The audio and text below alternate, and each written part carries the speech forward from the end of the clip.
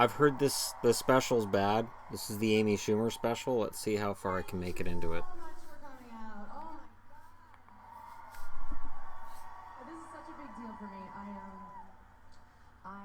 Hopefully you can hear how bad the jokes are. I've gotten very rich, famous, and humble. Thank you. And maybe you caught this. I don't know who saw this.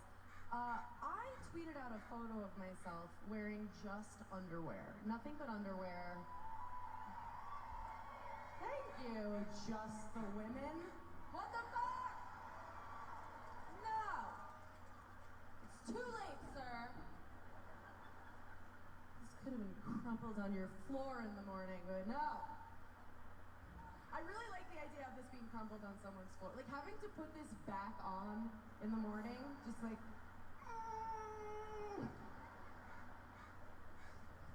and you're like, call me, and then imagine doing a walk of shame in this shit. You're just like, hi, taxi. They're like, it's an actual trash bag. Like it looks like a Glad bag. I feel like every comedian needs a leather special. Like there's all right. Every comic has some special. No, I don't get it. I don't get it. So, all right, I made it. A minute. I can't do it. I can't do it. Let's do this one. So again, comedy. This is a different comedian. Let's get rid of that glare, shall we? Then people go, God damn, at least he's not a hypocrite. You gotta give it to him. That's the worst part of it. Norm McDonald as Pigeon, the Mike Tyson Mysteries show. Amazing. But it's in my belly right now as we speak. And I realize that you eat at a restaurant different than you eat at home. You know, like at home, you would never cook up a pork chop on your skillet, you know, and make it nice and hot on one side, then turn it over, make it hot on the other side, and then cut it and see how it's going in the middle there. And then you go, man, I'm gonna love eating this delicious pork chop. As soon as it's hot enough to eat, I'll eat it. But while I'm waiting, I'm gonna eat a big loaf of bread.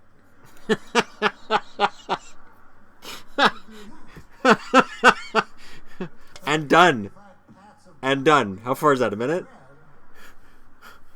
That will get my appetite sharpened up for the pork. I also noticed that desserts are different nowadays. When I was young, the waiter would come and he'd go, what do you want for dessert? Cherry pie or apple pie? And you go, I will have a cherry pie. And the guy would bring me, it was very simple, you know. Things were very simple back then. Now, desserts, oh my Lord. The guy shows up and he's got a big tray, canted angle, and every confection known to man is on it. And I don't like the way he talks, like, because he doesn't talk like the pork chop talk anymore. All of a sudden, for the dessert, he's like, oh, sexual undertones. You know? I mean, he's all like, why are you saying like that? He's like,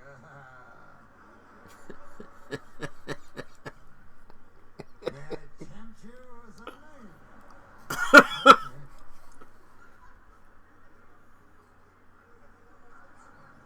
You like decadent things? I hope you left some room in your belly. Okay, listen. Are we still talking about desserts here? What's going on?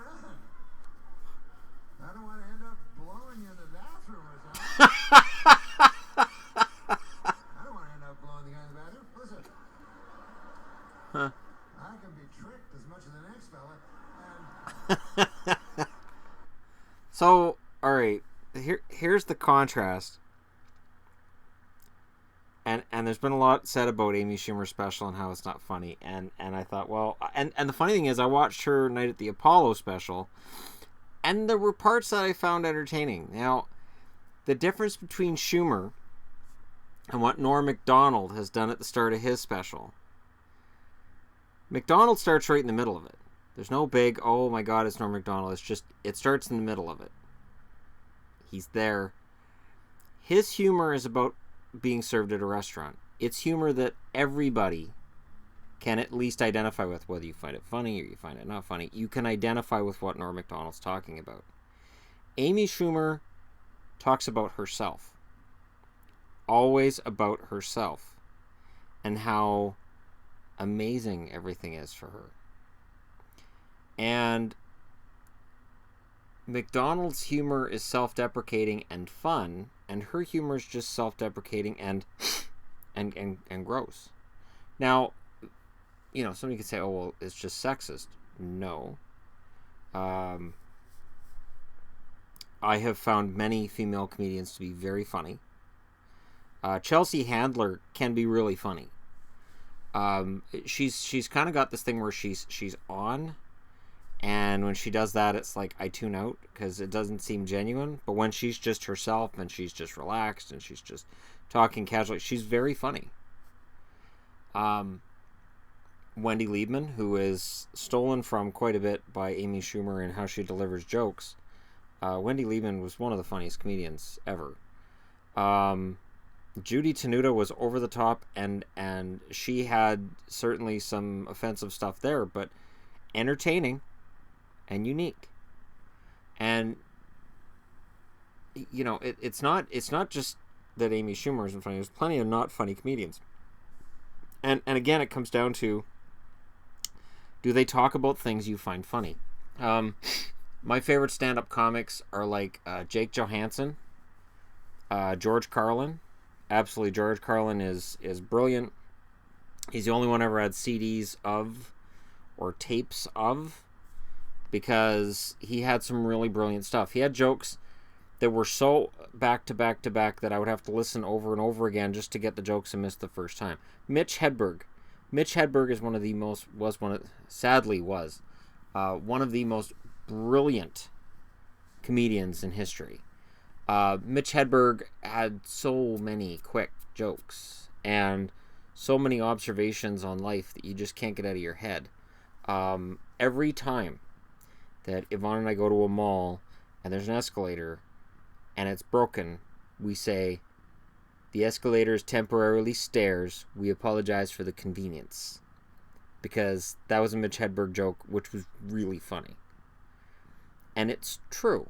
A broken escalator is just stairs. It's not broken, it's just stairs. And I think that's where some comedians miss. And the ones that steal miss a lot.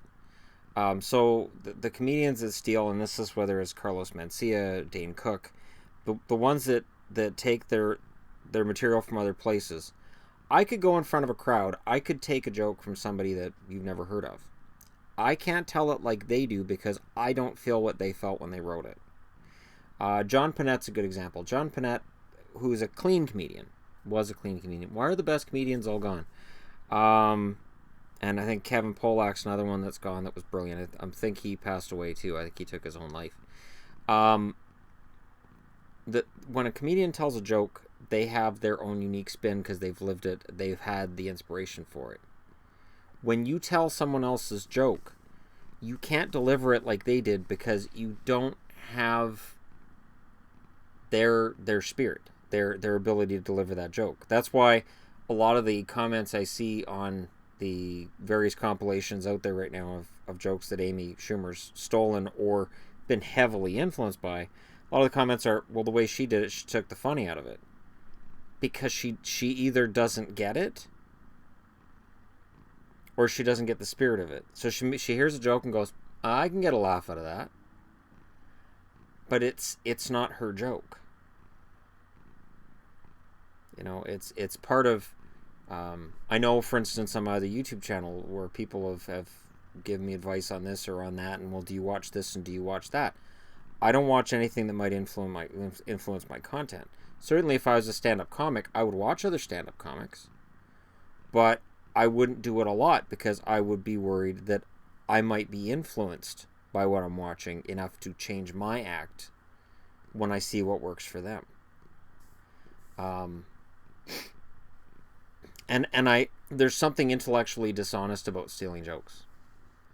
And you know, right off the bat, just you can tell, and I'm gonna watch this whole thing because Norm Macdonald is really funny.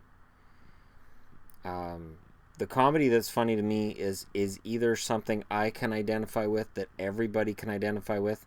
There are female comedians that talk about everyday life and living in a way that men and women find equally funny. You can tell jokes as a wife, as a girlfriend, as a daughter, as a mother, that men can feel they totally understand as well. And I think there's a backlash within society on some level to label everything as sexist. So because I'm like, Amy Schumer's not funny, that makes me sexist, which it doesn't. Nicole Arbour's another one that could have been funny, had bouts of funny, and then decided to go so far into the I'm going to be controversial range that I haven't laughed at anything Nicole Arbour said in years, which is too bad because I used to laugh at her quite a bit. Deb Giovanni, I might be butchering her last name, but Deb Giovanni is a current female comedian that's very funny. Very funny. And Roseanne Barr, in the beginning and at times, still extremely funny. And usually would tell jokes that my whole house we could all laugh at. And I think that's sometimes what's missing from comedy. I know we watch old stand-up specials. Yvonne and I will watch old stand-up specials, or we'll watch old Just for Laughs episodes from the late 90s, early 2000s. And there's a lot less beeping, and there's a lot less, because of the swearing, and there's a lot more observational, everyday comedy. There's too many comics now that seem to insert as much swearing as possible and as many disgusting topics as possible to be controversial, because they can't be funny. And people who are genuinely funny now really stick out. Louis C.K. is able to ride that line. I'm not a huge fan of Louis C.K., but there's times with Louis C.K. that I find him brilliant, and you can also find a comedian brilliant while you don't find him particularly funny. And that's the damning thing with Schumer. I don't see brilliance or funny there. I just see somebody that maybe had enough material for a special at one time, and now she's just pulling a 5-minute joke out to 60 minutes to justify it being a special and getting paid for it. So you guys let me know what you think in the comments below. I'm going to watch the rest of this Norm Macdonald special. As I said, hopefully the microphone picked up at least some of what he was talking about, which is the idea that when you're in a restaurant, you're eating pork chops, you don't eat them like you do at home. At home, you cook up the pork chops and eat them, and you don't eat a loaf of bread while you're waiting because you want to sharpen up your appetite. It is funny because people, you do that at a nice restaurant. You'll sit there, you'll eat your salad, you'll eat your bread, you'll eat everything, and then, oh, look, the main course is here, and you've eaten so many calories before you even get into the real food part of the meal.